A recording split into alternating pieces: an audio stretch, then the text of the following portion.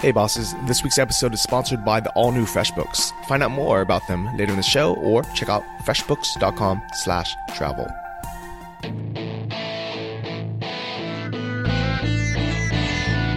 Welcome to the Travel Like a Boss podcast, the radio show all about traveling like a boss by being your own boss. Stay tuned for weekly interviews featuring guests that have built their own online businesses. If you would like to have access to our entire back catalog, visit travellikeabosspodcast.com for instant access. And here's your host, Johnny FD. Hey guys, it's Johnny and welcome to episode 178 of the Travel Like a Boss podcast. Today I'm with Michael Ko, the founder of Tree to Tub. Welcome to the show, buddy. Hey Johnny, what's up? So I'm excited that I saw you on QVC selling your new product. This is amazing because the last time I saw you, the first time we actually met was in Chiang Mai. Right. I was buying your scooter from a Facebook page, like a digital nomad Facebook page. And before that, we had never met. We had never spoken. And nope. The very next time I think I spoke to you was when I saw you, like I messaged you congratulations because I saw you on QVC. Right. Yeah, it's just so funny, like how we met. It's so random. And yeah, I'm so glad to be here. I think that kind of just shows, first off, kind of how small this community is, but also how important it is, you know, when you never know who you meet, where you're going to meet them, and like what they're going to be up to. Definitely. There's so many times they're just great surprises that you see this person and, especially when you're traveling, they're kind of just look like nobody, and you're curious, and you start a conversation, and you sort of realize, oh wow, this person has so many cool stories. No matter it's like their business adventures or whatever life endeavors they're in, you can just never really judge a book by its cover. Yeah, definitely. I definitely want to hear more about like your business travels, but I'm actually very curious. Like, how was that bike? It was pretty good. I definitely supported my time when I was in Chiang Mai, and then a couple months after that, I moved to Koh Phangan. Mm-hmm. Okay. This beautiful island in Thailand. So before I left, I sold it off to this Australian guy. So yeah, it's being passed on. Okay, cool. Do you remember how much you sold it for? I think I sold it for like $14,000 or something. Okay, cool. So you got to drive for a few months, and if anything, it ended up costing you less than if you just rented one. Oh, totally. Yeah, it just saves you so much money just owning asset and then reselling at the end. It's just like for used goods, there's almost like very little depreciation. Yeah, and if anything, I bet you it sounded like you're kind of in a rush to leave, but in general, you can often sell it for the same price you bought it for. Definitely. Because I made such a big mistake because I was in a rush, and I didn't post on the selling groups till maybe like a couple of days before I left. So I had to schedule like 5 people on the same day. And also there's some like green book issues. Like you have to like actually the person having a green book is not enough. You have to like register it. Otherwise the other person can't register for it. So a lot of people kind of got turned away because of that.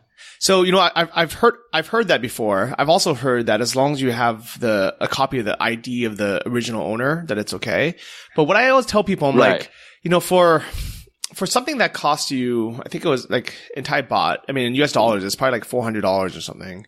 Like, it's not worth your time to like go through all this bureaucracy and paperwork. And then try to make... I totally agree. Because I think if it was registered under your name, maybe you could have got an extra a couple thousand baht for it, which is like $100, right? But is it really worth your time going down to the DMV, spending 3 hours there, like getting a translator? Exactly. Saying, put this in my name, please, to try to save a couple, like less than $100. Exactly. And I think I just love the concept that, how you value your time. Your time is just so much more valuable than like sitting in DMV and saving that $50, $100. But at the same time, I think it also has to do with where you are at with your financial situation. And I say maybe a couple of years ago, I would totally be down to just go to the DMV and save that $100.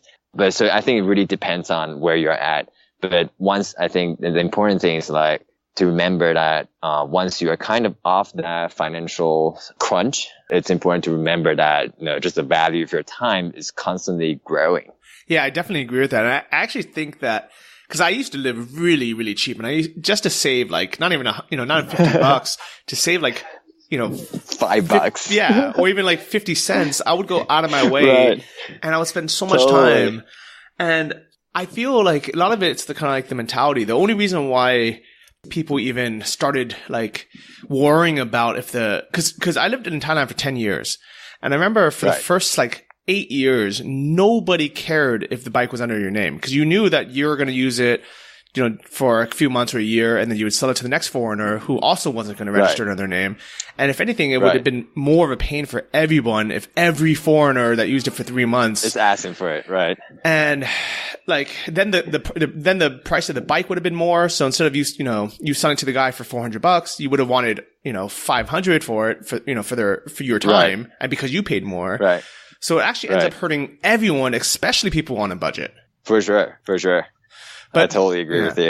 But the only reason I wanted to even bring this up is the other thing we want to learn from this is I don't think I even told you, but before I sold you the bike, I actually spent a bunch of money fixing it. Like I put new even though I could have just sold it as is, and I'm pretty sure you wouldn't even have noticed, but I knew that like the brakes were like starting to wear out. I wanted to get an oil change, and I even replaced the back shocks, which is something that. Oh, really? Wow. Yeah, like I had no idea. Yeah, I don't know if you remember them, but they were like bright red, and the original ones, you know, especially when they get older, they like are just, you know, black because of the oil and dust. Right. I remember that. That's how it is. Wow. Hey, that's super awesome, man. That's like, you know, such props to you. That's awesome. Well, so the reason why I wanted to bring that up for everyone was because, like, who knows? I mean, I could have just sold you that bike as is, you know, and, you know, chances are you wouldn't have noticed, you wouldn't have complained, like, wouldn't have been a big deal. But if it had broken a month later, you would have been like, fuck, you know, fuck that guy who sold me this bike. Yeah, fuck this guy. And then we'll never like be talking now, like, you know, building this relationship. Exactly. So, you know, 2 years later, we would not be on this call. Wow. This is so funny. This is awesome, man. Like, yeah, I think that's just such a good example of just living, like, just life just really shouldn't be about just yourself and the short-term gains. It's like, at the end, it's really like, you know, I really like the concept of karma, and I think this is just such a great example of that. Yeah. And, you know, I actually forgot that I had sold you the bike until I opened up my Facebook message, because I think, so here's how it all happened is I saw your post on Facebook. And I was like, oh, I recognize this guy's like name or face, but where is he? I don't remember how I met you or any of that. And it wasn't until I messaged you that I saw the last message, and I was like, oh my God.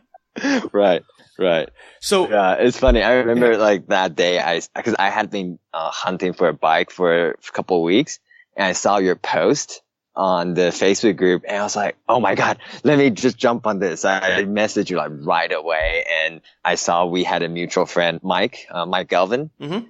And I called him up. I was like, yo, hey, talk to this Johnny guy for me. Like, you know, just drop a message, say like, you know, your buddy wants this bike.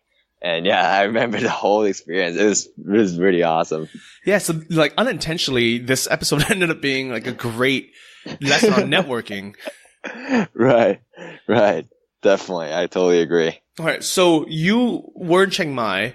Where are you now? I'm in Koh Phangan. This beautiful beach. It's known for the full moon party, but that's just for the outsiders. It's just really a beautiful island out, like when you are away from the full moon party area. Have you been into Koh Phangan? Yeah. So I've been there many times for both the full moon party, but also what you're talking about, the quiet, you know, beaches. And right. I personally, I like it a lot. How long have you been there now? So far about 4 months. Oh, nice. So it's an actual like home base now for you. Yeah. Till next week, so I'm actually moving now, next week to Taiwan. Okay. That's actually where I where I was born and grew up. So yeah, I'm going to move there for the short term for maybe 3-4 months and see what's up, see if my girlfriend and I like the place to live. Okay. When did you leave Taiwan, and like have you been back much? Yeah, so I usually go back every year, especially now our business, we manufacture in Taiwan. So it gives us a very good business reason to go back, and also just to visit my parents. They still live in Taiwan. Very cool. So did you know that I'm actually Taiwanese? 我爸爸妈妈都是从台湾来的。No. 真的假的？真的。Oh, so my parents are Taiwanese. My sister was born in Taiwan, and she left when she was 1. 你姓什么？你 Johnny Jen. Like, yeah. What's your last name? So my last name in Chinese is Jing, which is like the Keijing de Jing, which is like gold, like 24 karat gold. Oh, wow. Okay. Way to like make money. You know, nice, awesome. Maybe it's been in my blood. Who knows? Nice. I mean, that's not a bad start. Well, so yeah, wow, that's crazy. So my name in Chinese, and I don't think I've ever told this on the podcast, is Jing Jixiang. Jing Jixiang. Oh, yeah, wow, that's such a strong name. So can you translate that for everyone? Yeah, so Jing, like you said, it's gold. It just symbolizes wealth, and actually, not many people have that last name. So that's pretty cool. And Jixiang is literally like, how do I 吉祥? It's like luck, but not in like, oh, lucky, I made like, you know, a bunch of money on lottery, that type of luck. It's like this like very subtle luck of, you are going to be smooth and your life is going to be smooth and have a lot of peace. So it's really a very subtle like luck concept in Chinese culture. So are you ready for the next layer of my name? There's more to it. Sure, let's go. So let's do it. My dad counted, so you know, in like the Chinese tradition, the number of brush strokes also determines how lucky your name is. And when he counted them up, it wasn't strong enough for him. So instead of using the normal G, he changed it to Ji He de Ji, which is... Oh, wow, that's crazy. Yeah. It's like a way more complicated character. Yeah, just with more, way more brushstrokes, which also is why it took me like 5 years to figure out how to write my name in Chinese. Wow, that's funny. Wait, so you were born in San Francisco Bay Area? Is that where you're born? Yeah, correct. Oh, wow. Damn, that's crazy. Cause I was born and raised in Taiwan, and then I moved to San Francisco. I did my college there. I went to UC Berkeley, and then I did a whole like startup stuff in San Francisco, and that's just crazy. Like there's so many like similarities like between it. That's crazy. Yeah. So like it's one of those things that kind of never know where life takes you and who you meet and kind of through who. For sure. So I totally agree. I'm curious, like, how did you even get to Chiang Mai? Like, what was your path as an entrepreneur, as a digital nomad? Yeah. So, as an entrepreneur, so I guess I'll briefly give you like super short version of the whole story. So when I was in Berkeley, I just really wasn't into studying. I was very good at it. I would get all kinds of A's without putting in the hard work, mainly by just kind of quote unquote hacking it. But it just wasn't really where I was passionate about. And while I was in college, I actually opened a food truck business. It's called Dojo Doc. Okay. It's this really cool, Japanese fusion hot dog food truck. Was it to compete with Top Dog? Top Dog? In a way, cause I actually, the idea came from, there's one night we, being college students, we got really drunk and we went to Top Dog. That's like the typical thing students do. And we got a bunch of Top Dogs. We went home and we're like, oh crap, we forgot to put condiments on it. And we have these like just dogs and buns, but that didn't have any condiments. And you know how bad it can be. Mm-hmm. So we're just like, we're a bunch of Asian people. We're like, digging out like whatever condiments we had. And we pulled out this sriracha and like, different, like just very Asian condiments, started putting on the hot dogs, and we just ate them. And it was like, wow, this is amazing. Well, partially probably had to do with the green stuff we smoked that night. But it was just like a crazy experience. And we're like, oh, wait. And in my head, I was like, okay, how come hot dogs have to be just ketchup and mayonnaise? Why can't we put Asian condiments on it? So I started experimenting. And after like long story short, just like after this like crazy amount of preparation that I got myself into, I finally opened up my first business and this food truck. It was right in front of the Berkeley campus. Yeah, it's actually still running, and I don't own it anymore. I actually sold it before I graduated. Okay, cool. So that was like how I started this like entrepreneur thing. So you started this business while you're still in college. Right. I was a sophomore. And how much did that cost you to start up? Ooh, so the biggest cost to it was buying the truck itself. Okay. And most people, they just go for like a used food truck, but they can get quite expensive. So what I did was that I went to this like really janky, sketchy, like Mexican like shop, and it was in San Jose, and like they had these like used like abandoned trailers. And I was like, okay, I want one of those trailers, and I want to put all kinds of kitchen equipment in it and make it a food truck. And we kind of drew some plans, and I was like, okay, cool, let's do it. And so instead of like the normal like $25,000 like cost for a used food truck, we got that trailer modified for like $15,000. And so that was the majority of the cost. And obviously, like as like a student, you don't have $15,000 to dish around. Yeah. So how did you pay for it? So this part is totally illegal, but what I did was I pulled out student loans for it. Yeah. So I pulled out a bunch of student loans. I was like, okay, yeah, this is going to go into my study, but instead I spend it on like this food truck and the starting the business. You know what? I spent my student loans on something, I guess, automobile related as well, but wasn't a business. I actually used my student loans to buy rims, and it was the stupidest decision I've ever made in my life. Wow, that's funny.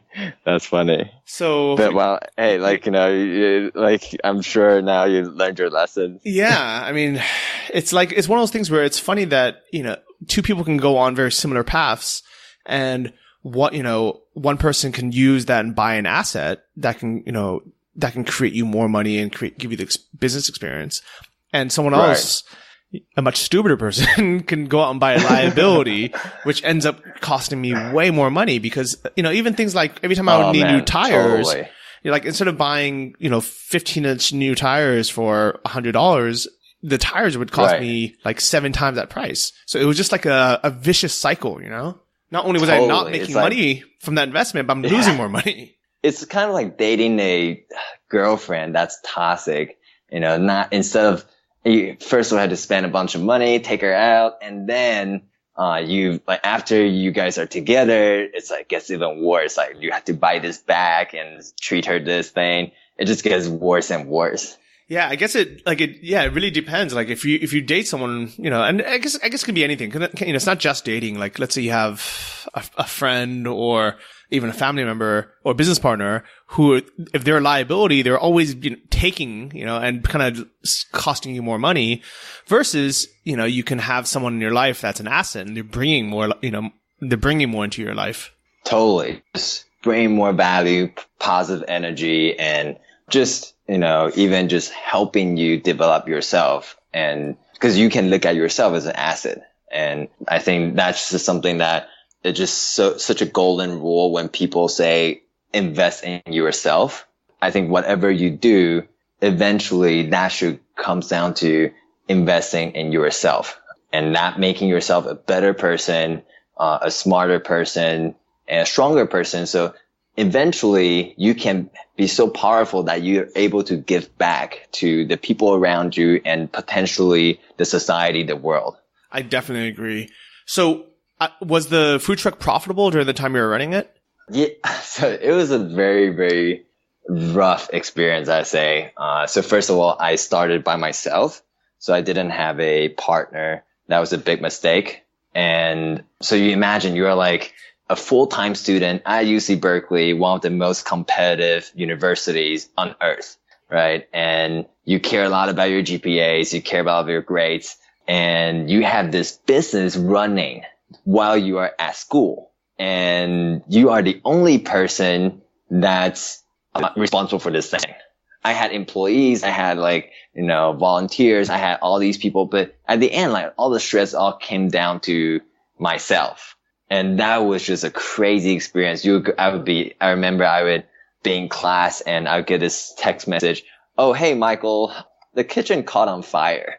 I was like, what the fuck? And I literally had to run out of the classroom. Everyone's like, what the hell is this guy doing? And I ran out of classroom, went to the food truck and put off the fire and help out.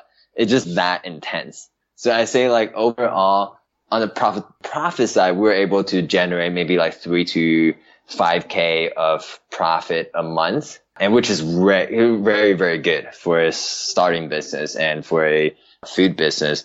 But it was just a very rough and stressful experience overall. Wow. Yeah, I can definitely see that, especially while trying to juggle school, especially at a top school like that. What did you end up selling the business for? Yeah, so I kind of sold the business just like how I sold the bike. I sold it in a rush. And that was not the smartest financial decision to make because at that time I was our street permit got revoked and we didn't have a place to sell at that moment.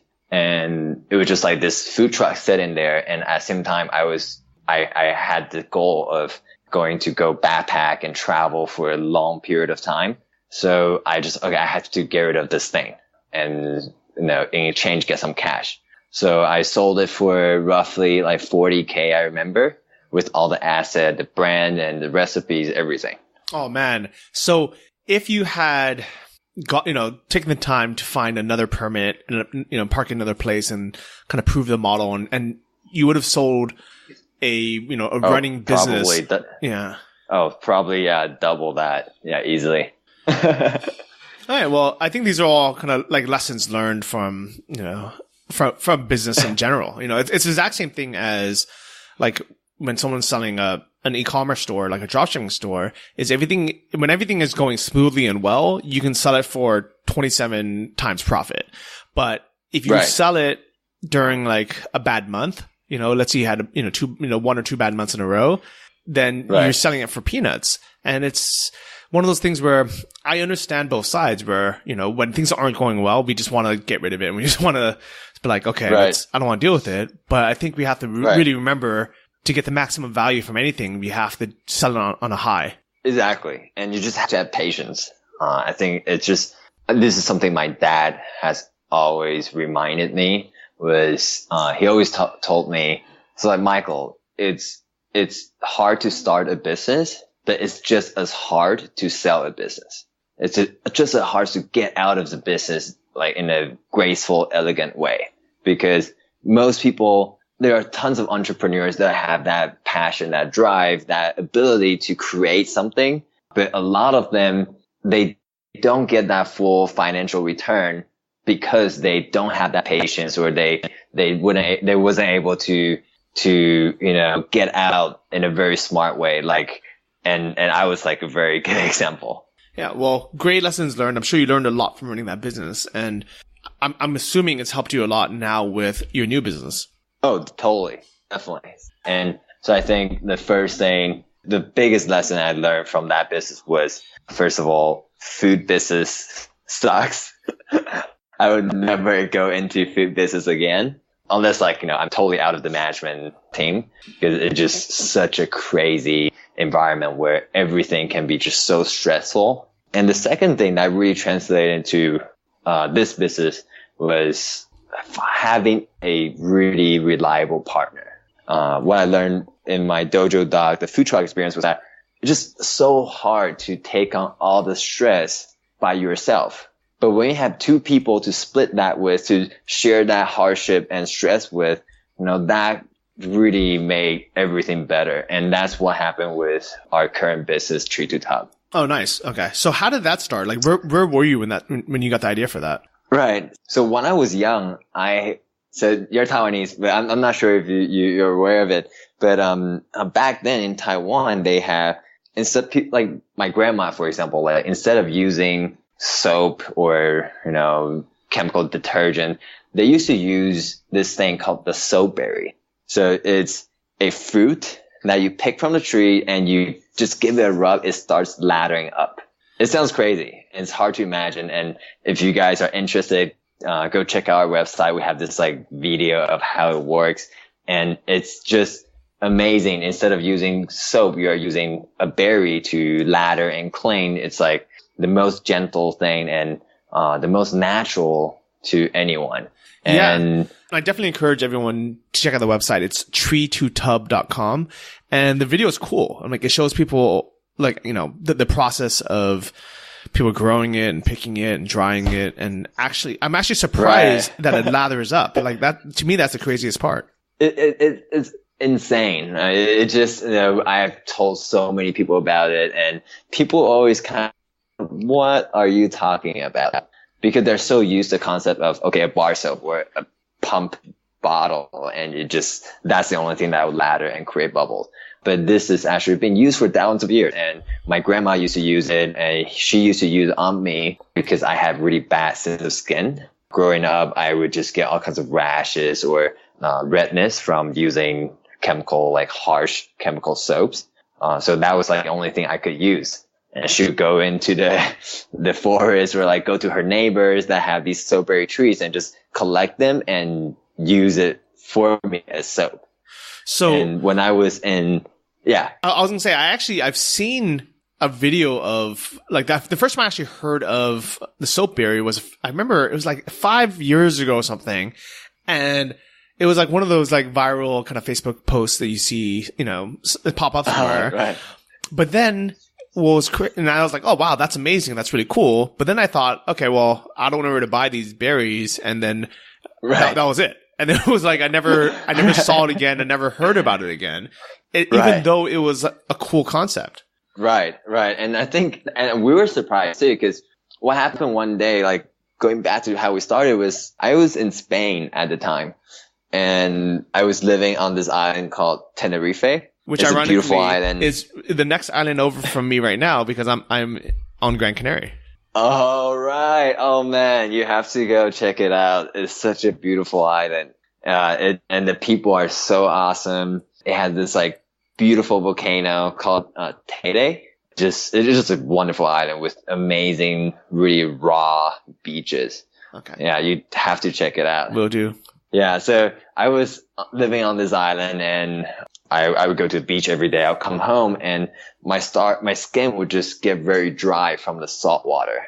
And at this like Airbnb I was at, they only had these just generic brands. And I was just struggling with all these soaps that would just really hurt my skin, dry out my skin. I was like, oh wait, how come people don't use the Soapberry that I used to use when I was young? Like, how come no one did anything about it? Like, this is such a gift from nature. Why are we not using it? And we are using all these chemical crap that we put on our body. So yeah, I just started doing research and I was like, wait, this is the idea I'm going to go for. And that's how we got started. That's cool. Cause I'm actually a big fan of natural soaps as well. Like I can't stand, I mean, and not even with just like body soap, but even like when I get my laundry done and it comes back smelling. Laundry. Yeah. And it's so much like totally. there's so many chemicals in it and just smell like it gives me like allergies. It smells like chemical. Yeah. Oh, totally. Sometimes I totally get you. Yeah. And my skin will itch sometimes. And I'm like, why? Right. Like why? Like why do they do this? Why are we doing this? Yeah. Why are we putting flower pictures on the detergent bottles thinking it's flour? No, it's made of garbage. Why are we putting this in our body? That's so crazy. Hey guys, let's take a real quick break so I can hopefully get you paid. So as a small business owner, I know I personally forget to send out or follow up on invoices all the time. And I bet you, especially if you're traveling a lot, you might too. And the problem with that is we are leaving money on the table by either completely forgetting about people who owe us money or haven't paid their invoices on time. So whether you're a freelancer, you're a small business owner, or you just need to collect money, if you are bad with numbers or with following up, you'll definitely want to check out the all-new FreshBooks, the cloud accounting software. So my favorite feature is probably their automated late payment reminders. What that does is it allows FreshBooks to help you avoid that awkward talk or that conversation with the client, even that awkward email about past due reminders. So FreshBooks automates the late payment email reminders so you can spend less time chasing payments or having awkward conversations and more time working your magic and actually getting things done. FreshBooks is offering a 30-day unrestricted free trial to my listeners. To claim it, just go to freshbooks.com/travel and enter Travel Like a Boss in the How Did You Hear About Us section. Okay, so you remember this idea of the soapberries. Actually, what is the name of it in Chinese, by the way? 无患子. I'll definitely... 无患子. So the literal, yeah, check it out. The literal meaning is 无 means the absence of. So, and 患 means crisis, means suffering. So 无患子literally means the berry of zero suffering. Wow. Yeah, it's like a very, I mean, it sounds kind of weird, but it's actually written in a very poetic and Buddhist approach. Yeah, that's really cool. I like that. Yeah, it's crazy. It's actually been documented in a lot of Buddhist literatures as a type of holy fruit. They in a lot of Buddhist traditions, they actually use the bark and the branches of the tree. They burn it to kind of scare and steer away these bad spirits. All right. So you were on this great island in Spain called Tenerife. You got this awesome idea. How did you actually get started with the business? Yeah. So at that time, I was at a point where I was looking for freedom. I was looking for financial freedom. I knew, I came to a realization that the only way to build freedom is to have a secure stream of income that's location independent. Like I said before, I had been traveling since like graduating from college, and it's just kind of hard for me to stay in one place for a long time and seek this, traditional employment route. And for me, it's okay, what kind of business would be able to get me that? And one clear answer was e-commerce. And this berry, creating this tree to tub brand and company, just really played well with that. That's cool. So where did you travel to and for how long? And how did you even, did you even know what a digital nomad was before this? No. I didn't even know about that term until going to Chiang Mai. I guess I had been doing the digital nomad stuff for a long time without knowing that I was one. That's cool. And where did you travel to? After college, I explored pretty much most countries in Latin America, on a backpacking trip. And, after that, I lived in Spain for almost a year and, traveled around Europe. Then I moved to Asia, to Taiwan, Thailand, and I traveled, to a bunch of places nearby. That's cool. And were you doing other things online to make money during that time? So when I was backpacking, I just kind of took the money I made from selling my food truck business, and that was plenty to travel with. And in Spain, I was actually working for a company. I was working for this startup called TicketBiz. It's a StubHub competitor, and they're surprisingly very successful, as a Spanish company. And they were actually bought out by StubHub for a very large amount of money, last year, I think. And so I was working there as a head of product. And at that time, I really realized that, okay, I could move around and work for different companies like this, or I could start my own company and have the freedom of just going wherever I want instead of have to seeking employment everywhere I go.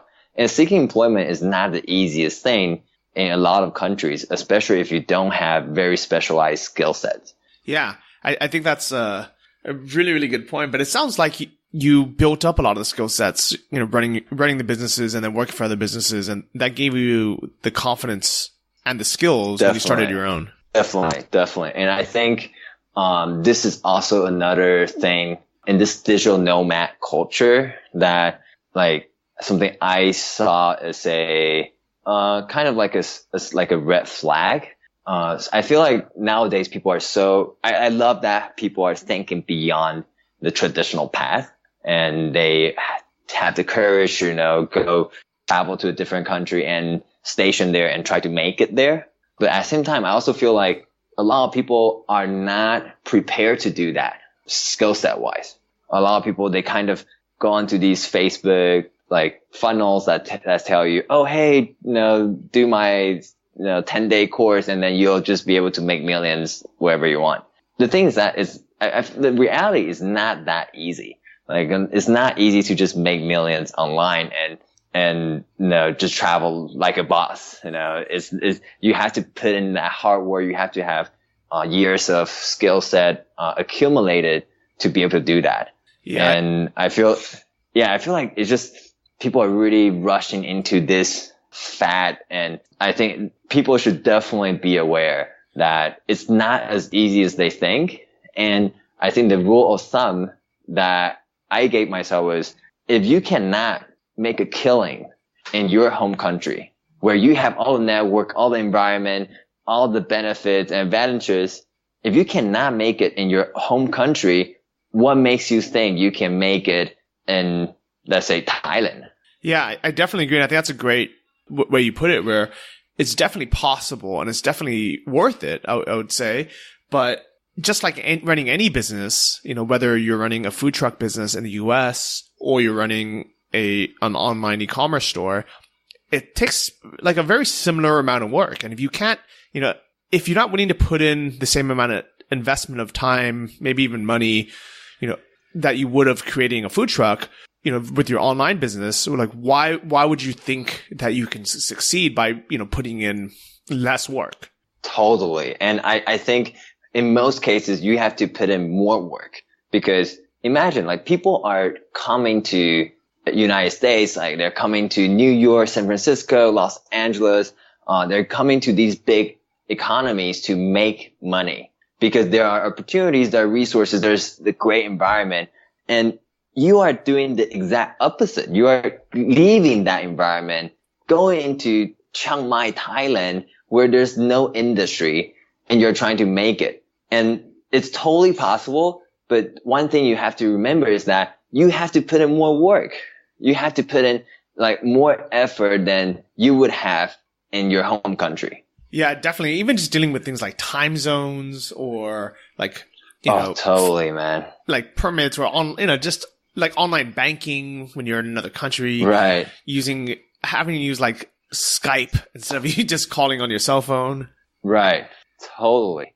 And I think especially the network, like it's so easy in a place like New York or San Francisco, you bump into someone and this person is the director of this company that could totally like 180-degree change your business, but it's just so hard in the environment like Chiang Mai or like, any digital nomad hub. And it's a very different environment. And I think that network, people pay a lot for these network. People really work hard to get into these network, and you're leaving that. And so there's that thing you have to be aware of.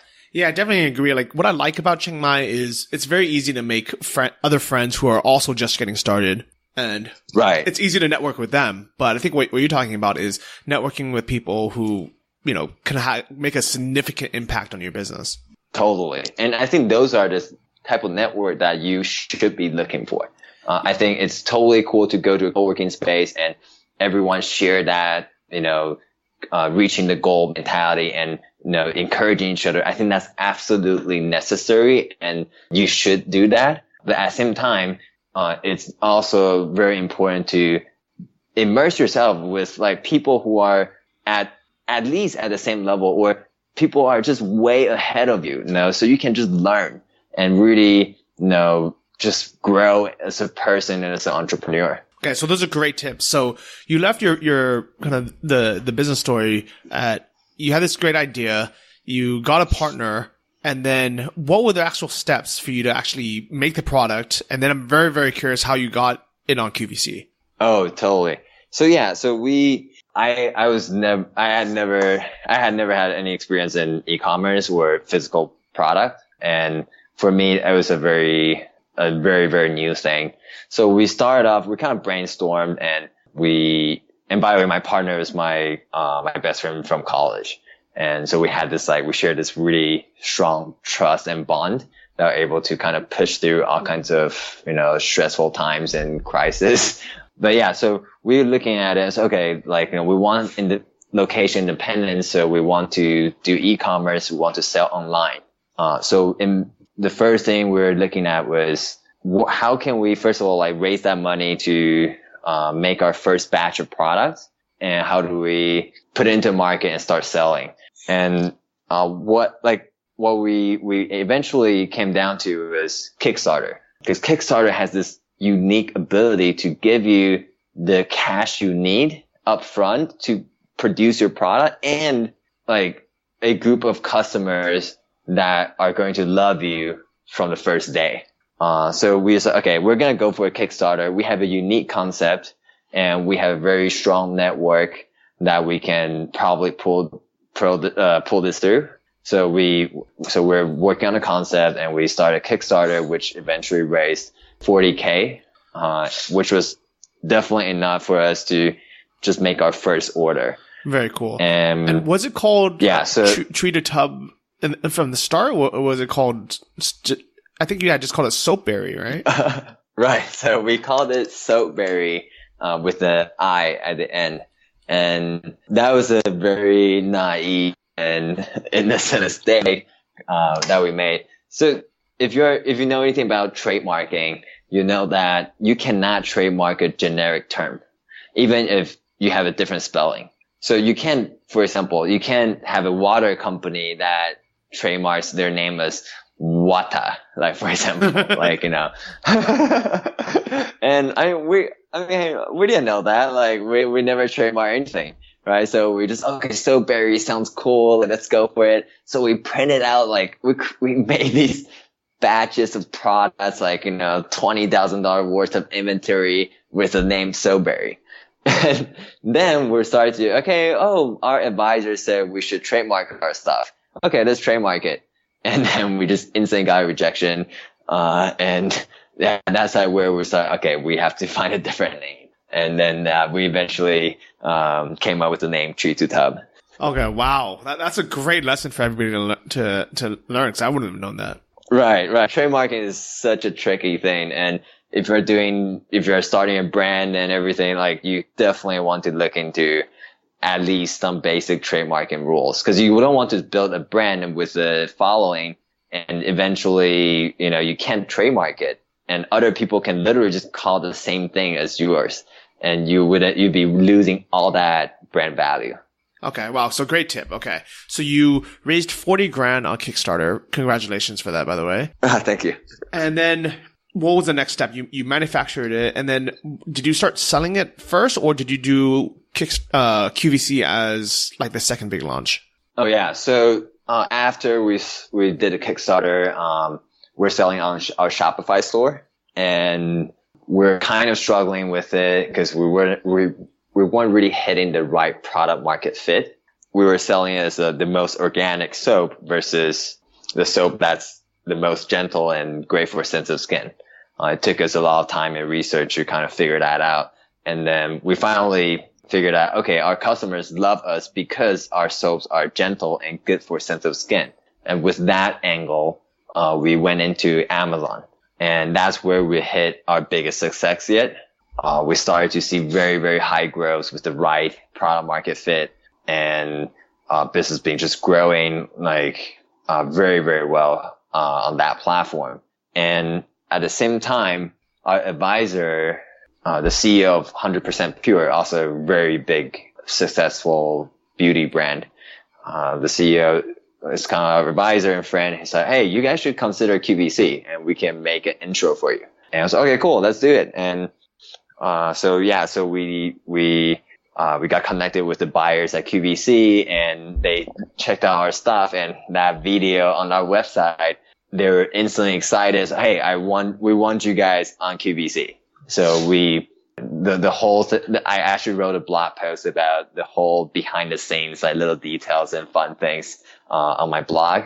And, if any viewers want to go check it out. But, essentially the story was we went in and we had like a buyers meeting and we presented our products, and, they said, okay, cool. We love your things and we're going to take you on a trial. So, they placed like a PO, and it's like a consignment based PO. So, essentially they don't buy your products. They just kind of sell your products for you via their channel. And so we went, with that PO, we went to make our manufacturer the products we wanted to sell on QVC. And then, last month, by the way, this whole process took about 6 months before airing. Well, so first, what's your blog site? Oh yeah, my blog, the URL is dreamand.live. Dream and live. Yeah. Dreamand.live. And .live. Yeah. I think that's the hardest website to ever pronounce. But we'll put a link to it in the show notes. For sure. Yeah. I mean, it's like, the concept's like dream and live, right? It's like, we only got one life, and I feel like so many people, they have this ideal lifestyle they want to live, and they have all these goals, but hardly they ever turn these dreams into goals and into execution. And I think this blog is a lot about that, and also just a lot of my personal learnings, from entrepreneurship to traveling to a lot of philosophical, spiritual learnings that I'm very passionate about. Okay. I'll definitely check that out. And so I'm curious, like, when QVC placed this, this kind of, holding PO, you have to upfront the cost for that. And there's no guarantee that they're going to sell any of them, right? Like how much inventory did you have to give them? How much did that cost you? Oof. The PO cost us about, I say, almost $20,000. And how did you fund that? So we had to actually raise a small round of investment, back home in San Francisco. So we raised about like $80K total to fund the entire business, growth plan. And, mostly that was from our existing like old network. And that kind of goes back to what we're talking about before. It's like, all like these networks are so important to grow your business. Even it doesn't matter if you want to grow into a $1 million business or you want to grow as a freelancer, all these networks are just so important back home that you really want to take advantage of that. That's cool. And like when you were doing all this, were you still traveling or were you back in the US? Yeah, we were traveling. So we were in Puerto Rico first, and then Taiwan and Thailand. So we're still traveling, but we're just flying in and out. Every 3 months, we go back to the United States and to do some meetings, business, meeting with our advisors and such. I think that's so cool. And I think that was a huge reason why I wanted to have you on the show is, traveling as a digital nomad, working on, online, wherever you are, and then still building a big brand at a big company. Thanks, man. I think that's, we're just so lucky to be able to do that because I think being in San Francisco, you are fully aware of that. It's really like they really train you to think on a bigger scale, and you don't want to just create something and invest a lot of time into something that sells, $1,000 a month. You want to build on it. It doesn't matter how fast you grow it, but you want to eventually grow an asset that eventually bring you a lot of financial value. Yeah, I like it a lot. And actually, speaking of value, I think one of the best things that you guys did was, as you mentioned earlier, instead of just listing the features of the soap, calling it organic, you started marketing it marketing the benefits, having it be nature's, most gentle soap. Right. Right. Yeah, it was such a hard lesson for us, cause we kind of going into this business, just assuming, making these assumptions that, this is obviously an organic thing and people pay a lot for it. And it was very naive to think that you understand your product and to think that you understand your customers. I think that's the biggest lesson that I have learned in this specific business is product market fit. It's never to assume anything about your product and your customers. It's to you have to go and interview your customers one by one. And that's what we did, because at the end of 2016, we were running out of money and we were struggling. We're really thinking, okay, should we just stop this business and go back and get a job? Right. And we're so, okay, no, we have to do our one last thing. We have to understand our customers. That's when we flew back to San Francisco. We scheduled a bunch of chats, phone calls, and in-person meetings with our customers. And we took out our notebook and really asked them the questions okay, why are you buying our soap? Why do you care? Why are you spending $28? Ridiculous prices on natural soap. What do you really care about? And that's when we understood our customer didn't care about how organic they were. They just cared about, this is just the only soap that works on my sensitive skin, my psoriasis, my eczema, all these skin problems that I used to have when I was a child, right? And everything just clicked at that point, because people don't really pay that much for being natural. They pay a lot for the benefits your product is helping them. The problems your products are solving. So I think that was just a huge thing, like a breakthrough that we had. And because of that, we're able to kind of succeed on Amazon and all these channels. I like that a lot. I think the other thing that I thought was really cool is when you guys included the actual berries with some of the orders. Are you guys still doing that? Yeah. So every order, we include at least a berry. So you can experience it yourself. You can just see how nature's soap feels like, instead of just this bottle that we sent you. And you can really, through this berry, connect with nature and with our products and what we believe in.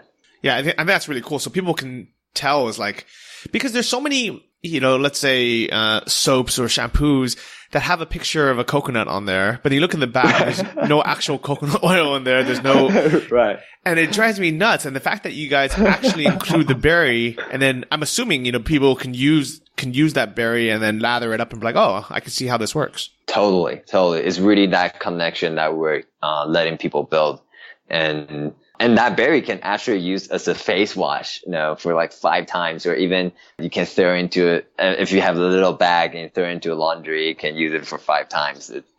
You probably want more than 1 berries, but they are functional. They literally works. Yeah, that's cool. And I guess the reason why people don't just buy the berries, but they buy the bottles is, I guess it's just more convenient. Totally. Yeah. It's hard to, in this busy life, modern life, it's kind of hard to just lather with berry and shower every day. That would be pretty tough to do. Well, I think it's super cool, and I love your story, and also the fact that you're able to do this while traveling. And I think it's a really big inspiration for everyone listening right now, whether they're already traveling and thinking about what kind of business to build, but also the people who are still back home and, are thinking, oh, I would love to travel, but, maybe I should climb the corporate ladder or get a real job. This is a really inspirational goal. Hey, thanks, Johnny. That means a lot to me. Yeah. So I can't wait to try out your product. If you guys want to try it out at home, just go to tree2tub.com,